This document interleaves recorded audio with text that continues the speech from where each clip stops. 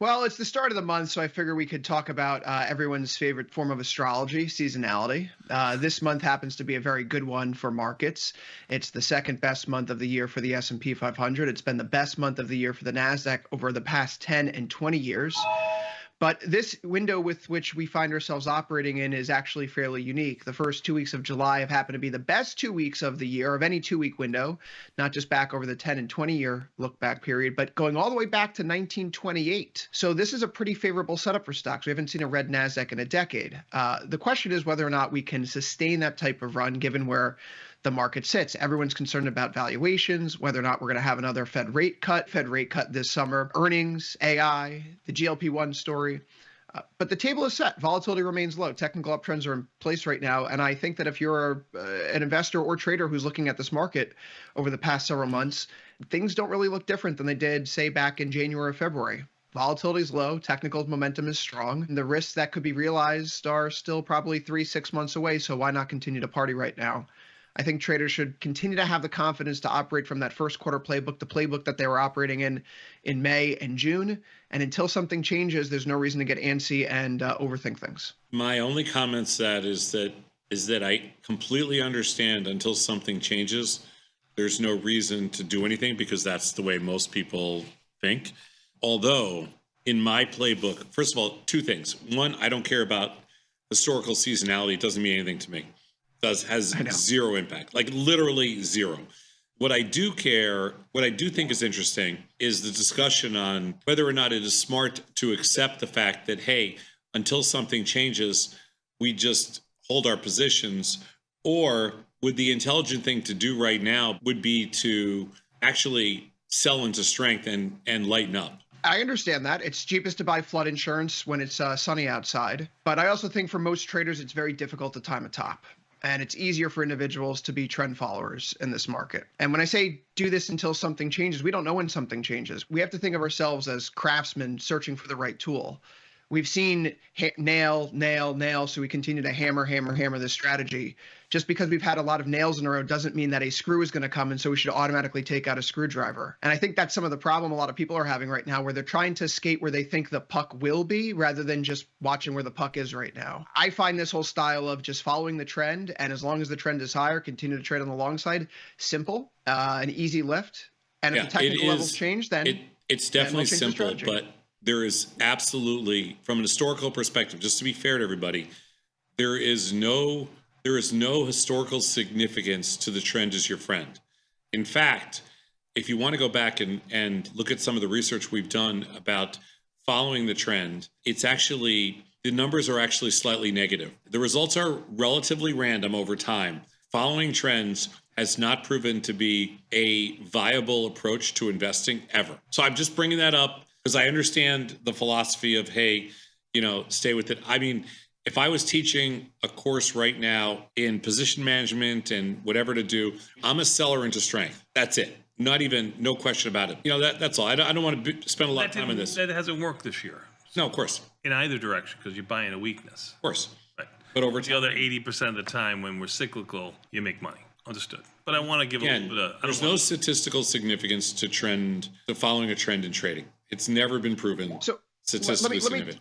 Let me get some nuance here. I think one of the things that technicians, at least people who come to technical analysis first, they think, oh, here's a golden cross, a death cross, here's a certain setup, and so it's going to work out XYZ. I think what we should be using technical analysis for is to help identify the characteristics of market over time.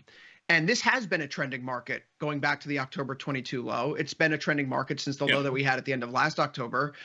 Trend following strategies aren't going to work all the time, which is why your stats say what they are. But when the market is trending, there's no reason to take any other strategy out of your toolkit besides the one that works well in low volatility trend conditions. And Anton's research is when VIX is below 15, the most efficacious strategy, the most capitally efficient thing to do is just lay on at the money call spreads. You're going to have more convexity to the upside than being short a put spread. It's better than being short a strangle or an iron condor.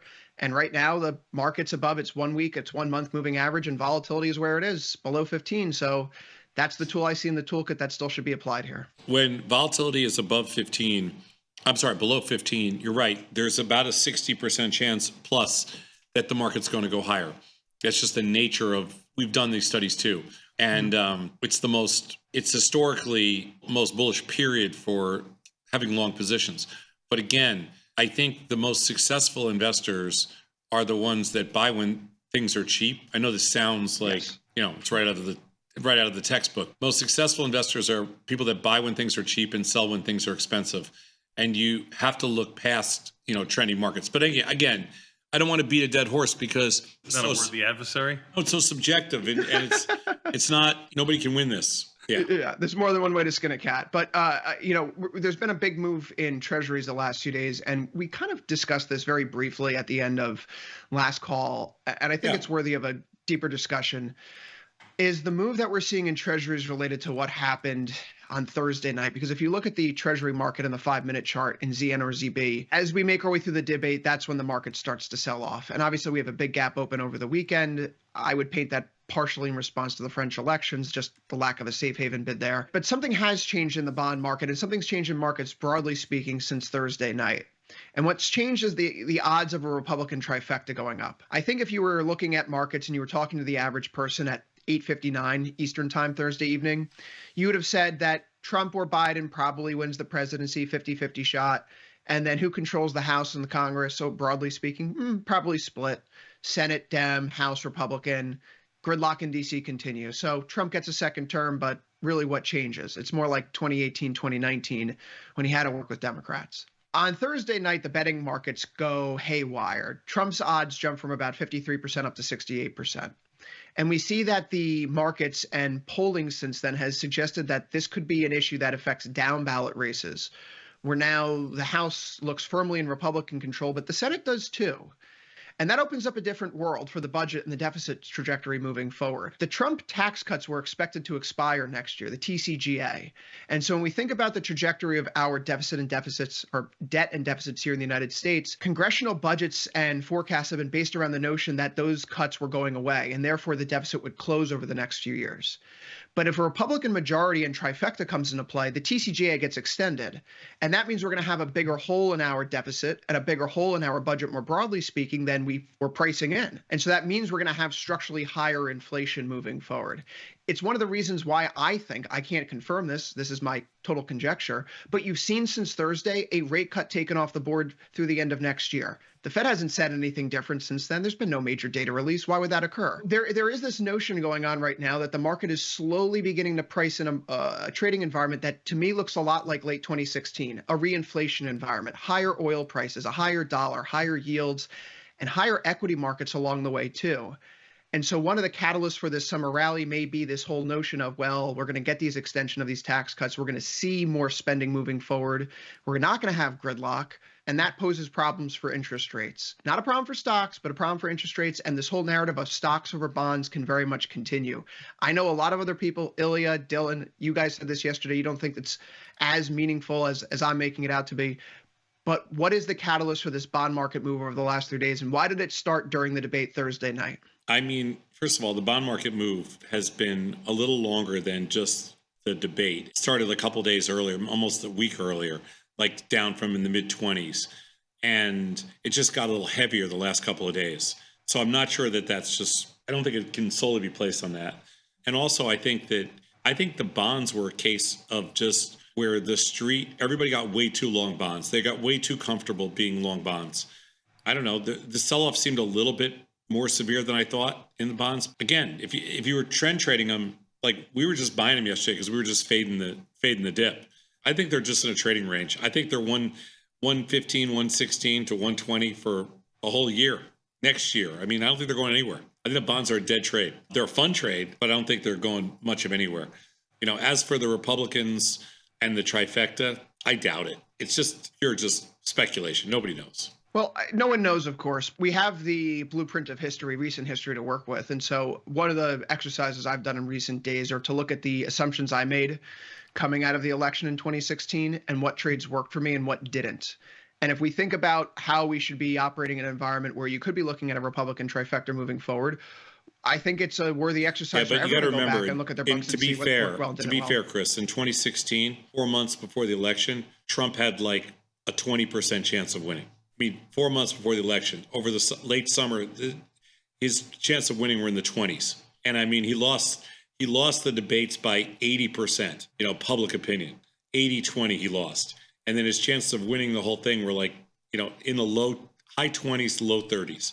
He was a massive underdog, even going into, so you never know.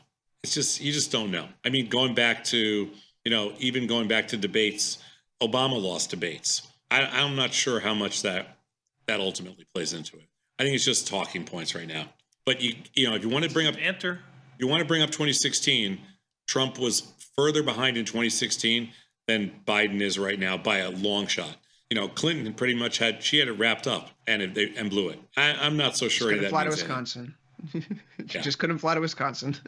Yeah, I'm not sure it means much. Yeah, this market today is... Maybe you're right. Yeah, I am surprised by the strength of the market and the strength and the continued strength. I mean, they try to sell it overnight, and then all morning it just comes back super strong, especially the NASDAQ. Yep, for sure. Unbelievable.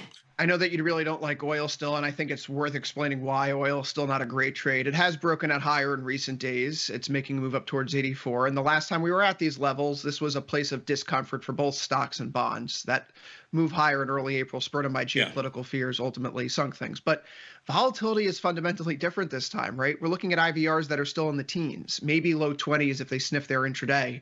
It's not an IVA environment where you're looking at 40s or 50s once more. So trying to fade this move initially is very difficult. We've been talking about using a filter here if we want to try to time a top, look to get a short call spread on, or buying an at-the-money put spread, maybe even doing something through short MCL.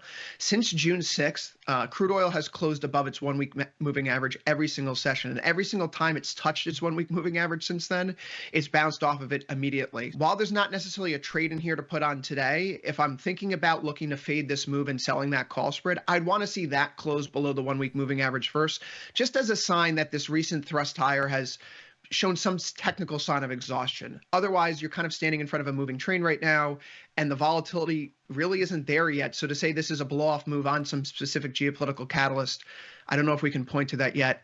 It feels more like March when the war drumbeat was starting to build between Israel and Iran. We're hearing that now between Israel and Hezbollah, and the window with which they're purported to getting ready to attack is sometime around July 13th to 20th.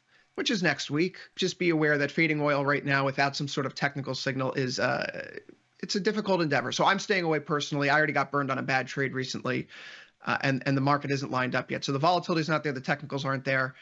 Don't try to short this or get in front of a runaway train just still. Yeah, I have no position on. I'm just checking my oil positions. I mean, my oil stocks, but I've got no risk on oil at all. I don't either.